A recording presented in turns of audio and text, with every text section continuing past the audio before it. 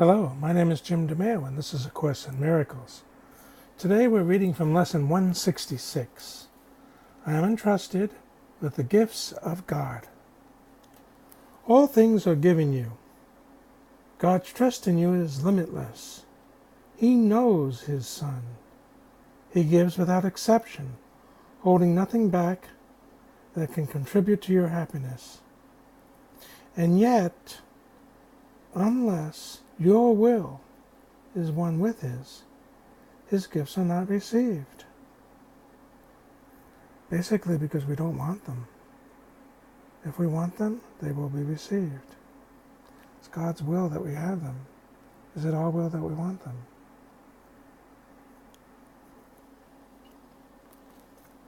But what would make you think there's another will than His? Only fear, right? Here is the paradox that underlies the making of the world. Fear is what produced this world. This world is not the will of God, and so it is not real. Yet those who think it real must still believe there is another will, and one that leads to opposite effects from those He wills. So herein comes the dualism that's so prevalent in the world today. The good guys and the bad guys. Real and unreal. Fear and love. What God created out of love is unchangeable. But what we made out of fear is very temporary. And you may notice, very changeable. That's why He calls it unreal.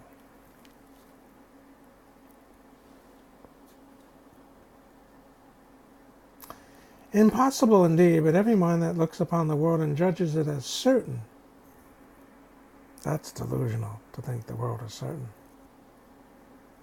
Solid, trustworthy, and true, believes in two creators, or in one Himself alone, but never in one God. The gifts of God are not acceptable to anyone who holds such strange beliefs. He must believe that to accept God's gifts, however evident they may become, however urgently he may be,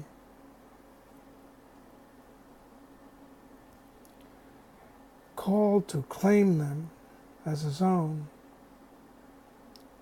is to be pressed to treachery against himself.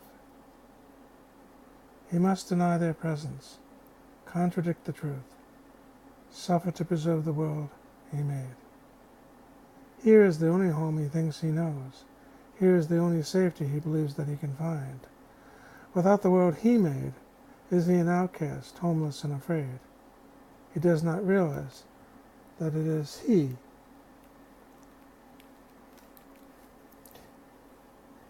that it is here he is afraid, indeed, and homeless, too.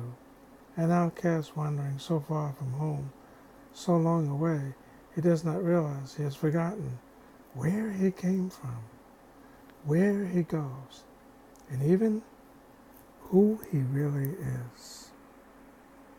Busy trying to protect ourselves rather than accepting what God created out of love. Yet in his lonely, senseless wanderings, God's gifts go with him, all unknown to him. He cannot lose them, but he will not look at what is given him.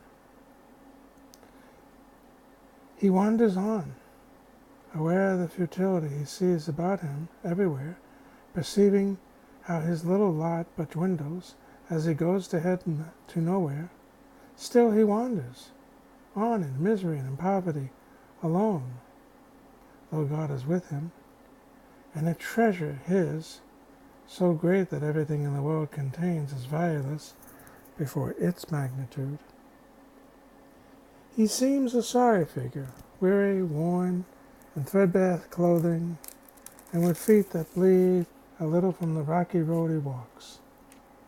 No one but has identified with him, for everyone who comes here has pursued the path he follows, and has felt defeat, and hopelessness as he's feeling them. Yet, is he really tragic when you see that he is following the way he chose, and need but realize who walks with him, and open up his treasures to be free? This is your chosen self, the one you made as a replacement for reality.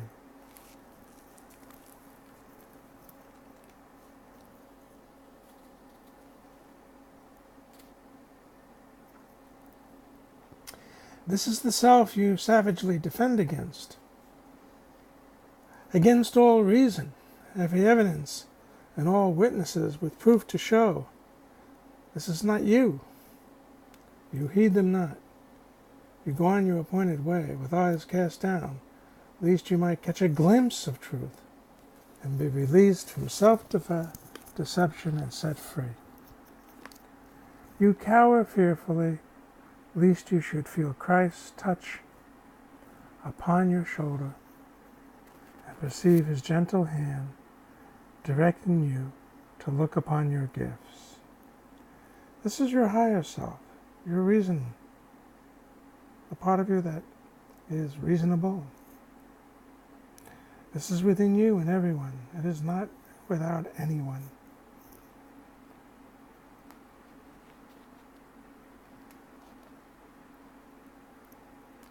How could you then proclaim your poverty and exile? He would make you laugh at this perception of yourself. Where is self-pity then?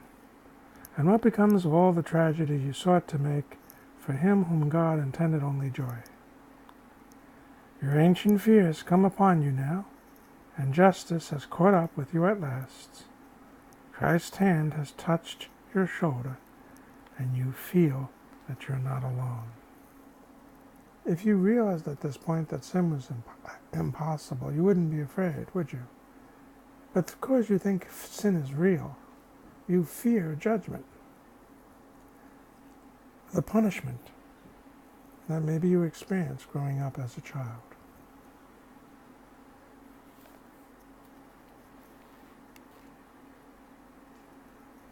Perhaps God's word is truer than your own. Perhaps his gifts to you are real. Perhaps he has not wholly been outwitted by your plan to keep his son in deep oblivion and go the way you choose without you. His son is you.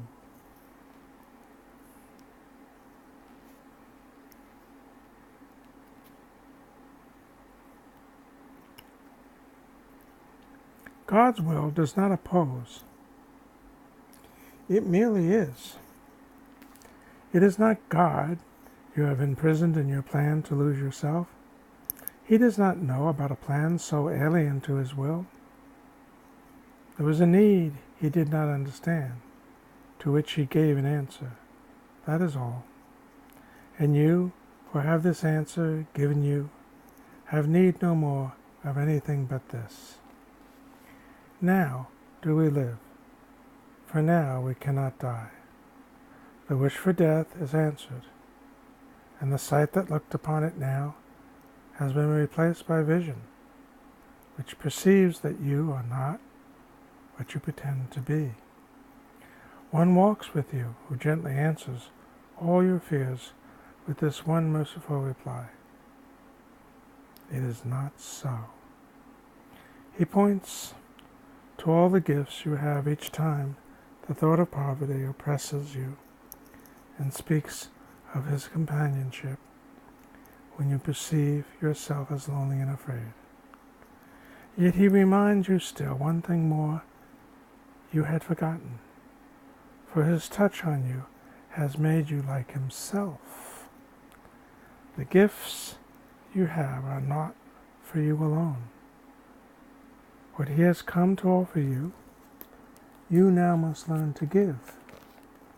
This is the lesson that his giving holds, for he has saved you from the solitude you sought to make in which to hide from God. He has reminded you of all the gifts that God has given you. He speaks as well of what becomes your will when you accept these gifts, and recognize they are your own. My will and God's will are actually one. The gifts are yours, entrusted to your care, to give to all who choose the lonely road you have escaped. They do not understand, they but pursue their wishes.